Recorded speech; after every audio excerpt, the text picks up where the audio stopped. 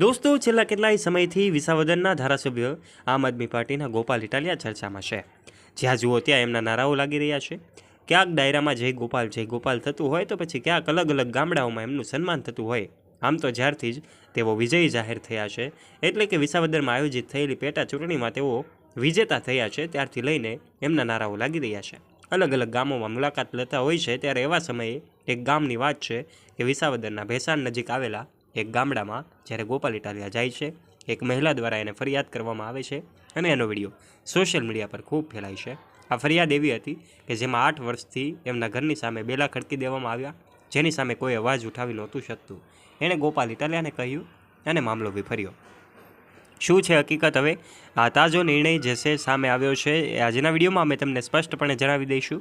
શું છે હકીકત, વિડીયોમાં જાણવા માટે અંત સુધી બન્યા રહેજો અને ચેનલ ઉપર પહેલીવાર આવ્યા હોય તો નીચે રહેલું બેલ આઇકન દબાવીને અમારી યુટ્યુબ ચેનલને અવશ્ય સબસ્ક્રાઇબ કરી લેવાની જવાબદારી તમારી છે।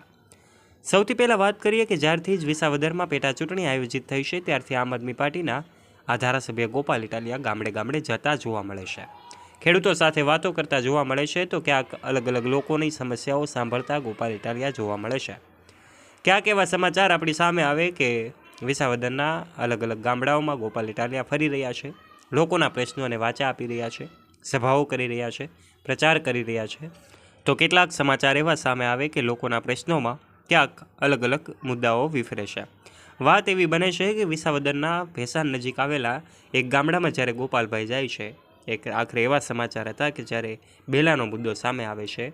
એક મહિલા કે જેમના ઘરની સામે બેલા મૂકી દેવામાં આવ્યા હતા, એ ખડકી દેવામાં આવ્યા હતા।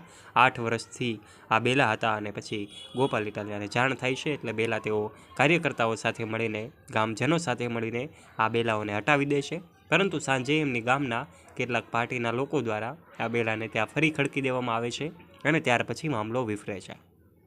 મામલો એટલો વિફરે છે કે આ મામલો કોર્ટ સુધી પહોંચે છે। તમને જાણીને નવાઈ લાગશે, કદાચ તમને ખબર પણ નહીં હોય કે આમ આદમી પાર્ટીના ધારાસભ્ય ગોપાલ ઇટાલિયાનું આખરે તો ત્યારે એમણે બેલા અલગ કરી દીધા, પરંતુ ફરી બેલા ખડકાઈ ગયા અને પછી હવે કોર્ટ સુધી નિર્ણય પહોંચ્યો છે, કારણ કે હવે 6 ઓગસ્ટના રોજ એક મોટી સુનાવણી હાથ ધરવાની શક્યતાઓ સેવાઈ રહી છે। જી હા દોસ્તો, 6 ઓગસ્ટના રોજ હવે કોર્ટમાં સુનાવણી થશે અને ત્યારબાદ નક્કી થશે કે ત્યાંથી મહિલા સાથે થઈ રહેલો અત્યાચાર છે દૂર થશે કે પછી આ ન્યાયની લડત આગળ ચાલુ રહેશે।